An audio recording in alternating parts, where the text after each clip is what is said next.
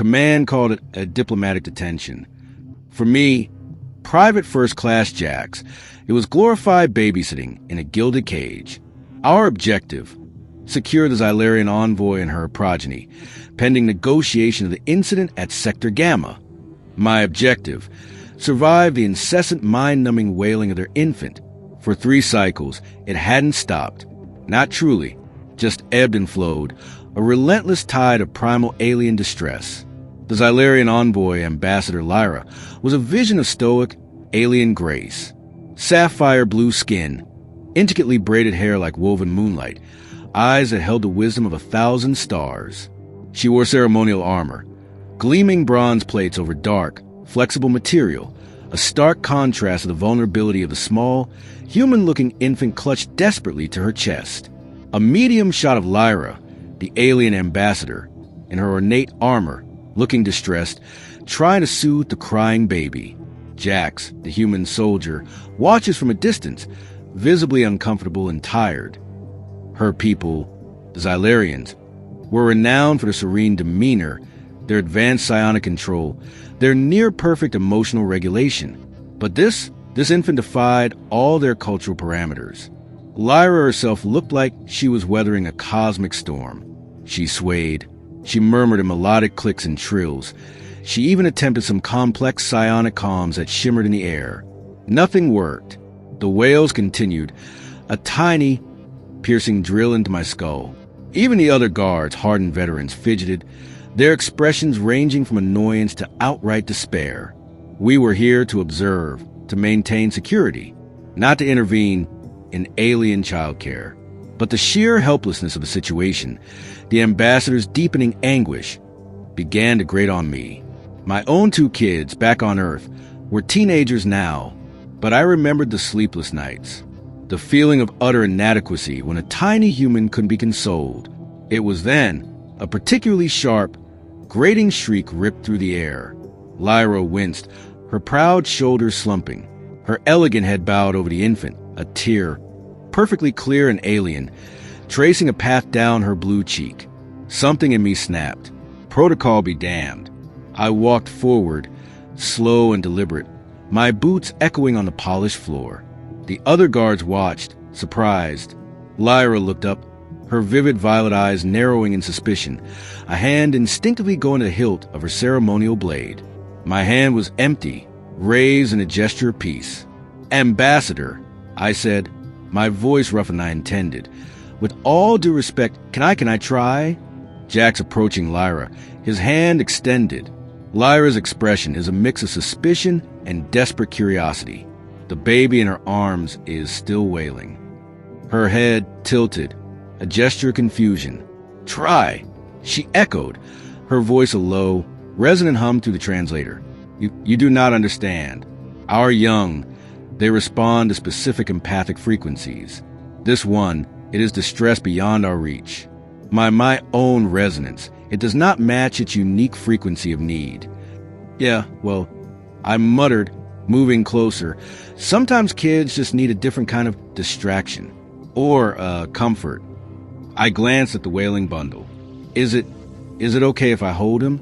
She hesitated, then looked at the screaming infant, then back at me. A desperate hope flickered in her alien eyes. With a sigh that seemed to carry millennia of weariness, she slowly extended the baby. Baby crying persists. Jax gently takes the baby. The crying instantly and profoundly stops. The moment my hands closed around that tiny, squirming body, the wailing stopped. Just like that. Instantly. Completely. The sudden silence in the detention bay was deafening. A physical shock after cycles of torment. I blinked. Lyra gasped a soft, alien sound. The other guard straightened, bewildered. The baby, still warm and surprisingly light, blinked its large, human-like eyes at me. Its tiny mouth, moments ago contorted in a scream, now stretched into a wide, toothless grin, revealing a single dimple. It gurgled a happy, bubbly sound and reached out a chubby hand, its fingers curling around my thumb with surprising strength. Sight. I stood there, dumbfounded, holding a perfectly calm, happy alien infant. My breath hitched. This wasn't just a baby. This was a universal bridge. Lyra approached, slowly, tentatively, as if I were a volatile anomaly. She peered at the baby, then at me. Her translator hummed. Lyra, the distress signal, it is gone. Completely. The psionic broadcast, it has ceased. What did you do? I don't know, I admitted, still stunned. I just held him. My own kids.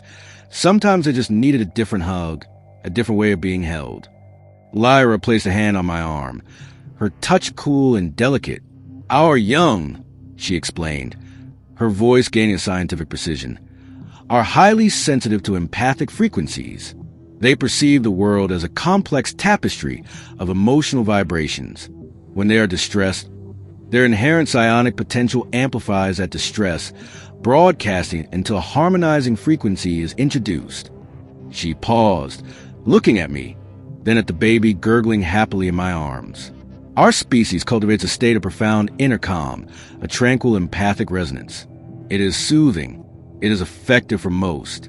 But this particular resonance, it was unlike any we could produce. So chaotic, so loud, it overwhelmed the distress, like a storm that silences a whisper. The twist, my chaos was her baby's calm, my loud, messy human emotions, something the Xylarians had meticulously regulated and refined out of their own species, were precisely what this infant needed.